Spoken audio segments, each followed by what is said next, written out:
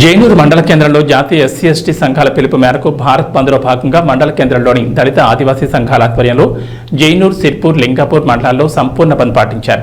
ప్రభుత్వ, ప్రైవేట్ విద్యా సంస్థలు సైతం ఈ బంద్కు సహకరించారు. ఈ సందర్భంగా దళిత సంఘ నాయకులు కమ్లి అశోక్ మాట్లాడుతూ ఎస్సీ ఎస్టీ వర్గీకరణలో ఏ సంఘానికి న్యాయం జరుగుతున్నారు. భారత రాజ్యాంగంలో పొందుపరిచిన ఆర్టికళ్లను కేంద్ర ప్రభుత్వం తొంగలో తొక్కుతుందని, నేడు ఎస్సీ ఎస్టీ సమాజంలో వర్గీకరణ విషయమై సుప్రీంకోర్టు ఇచ్చిన నిర్ణయాన్ని తప్పుపడుతున్నామన్నారు. స్వాతంత్రం వచ్చినటువంటి నుంచి నేటి వరకు ఎస్సీలలో ఉన్న 60 ఉపకులాలు కూడా అన్నతమ్ములుగా కలిసిమెలిసి ఉన్నప్పటికీ కేవలం ఒకే సమాజానికి చెందిన వ్యక్తి మాటలు విని సుప్రీంకోర్టు ఈ తీర్పు ఇవ్వడం సరికాదన్నారు. 7గురితో కూడిన ధర్మాసనం ఏదైతే నిర్ణయం తీసుకుందో ఆ నిర్ణయం ఏకపక్ష నిర్ణయంగా భావిస్తున్నామని మండిపడ్డారు. 8/2024 కేంద్రంలోని ఎస్సీ ఎస్టీ సంఘాల పిలుపు మేరకు భారత్ బంద్లో ఈరోజు జైనూరు మండల కేంద్రంలో ఎస్సీ ఎస్టీ దళిత సంఘాల ఆధ్వర్యంలో బంద్ నిర్వహించడం జరుగుతుంది.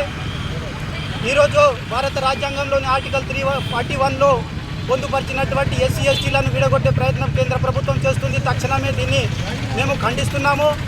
ఈరోజు భారతదేశంలో కులాలకు విభేదాలు పెట్టి జాతిలో గొడవలు చేసే ప్రక్రియను కేంద్ర ప్రభుత్వం ప్రవేశపెడుతుంది. కాబట్టి దీనిని తీవ్రంగా మేము దళిత సంఘాలు మరియు ఆదివాసీ సంఘాలు ఖండిస్తున్నాము.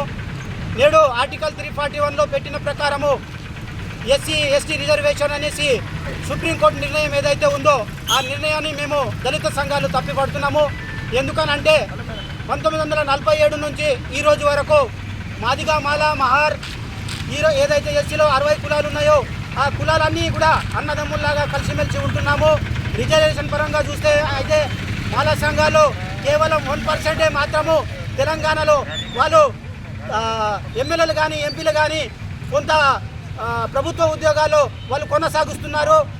దీనికి కూడా అన్ని కులాల్లో కూడా అందరూ కూడా చదివితే అందరికి కూడా ఈ యొక్క భారత రాజ్యాంగం కల్పించినటువంటి రిజర్వేషన్ ధర్నాముఖంగా తెలియజేస్తున్నాను. ఇప్పుడు దళిత సంఘంలో చిచ్చు పెట్టే కార్యక్రమము ఈ యొక్క సుప్రీంకోర్టు నిర్ణయం ఏదైతే ఉందో ఆ సుప్రీంకోర్టులో జడ్జిలు కూడా బ్రహ్మనిజంగా ఉండి ఏకపక్షంగా ఇదైతే వివరణ ఇచ్చారో అది సరికాదంటున్నాము. సుప్రీంకోర్టులో కూడా ఎస్సీ ఎస్టీ బీసీ మైనారిటీ ఈ 4-5 సంఘాలకు సంబంధించిన జడ్జిలు ఉండి అందరూ కూడా 7 జడ్జిల ధర్మాసనం ఏదైతే ఉందో వెనుక తీసుకోవాలని ఈ సభాముఖంగా తెలియజేస్తున్నాము.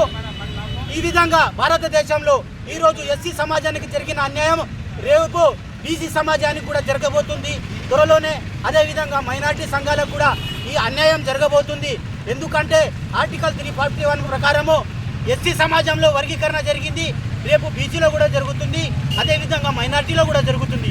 ఆ రోజు ఒకరినొకరు కత్తులతో పొడుచుకుని సచ్చే ప్రమాదం ఉంది. భారతదేశం ప్రమాదంలో ఉంది. కాబట్టి భారతదేశ పౌరులుగా అందరూ కూడా కలిసిమెట్టి ఈ ఉద్యమాన్ని ముందుకు సాగించాలని మనస్ఫూర్తిగా కోరుతూ ఈ యొక్క నిర్ణయాన్ని వెనుక తీసుకోవాలని, ఎస్సీ ఎస్టీ వర్గీకరణ చేయకూడదని దళిత ఆదివాసీ సంఘాల తరఫు నుంచి డిమాండ్ చేస్తున్నాం.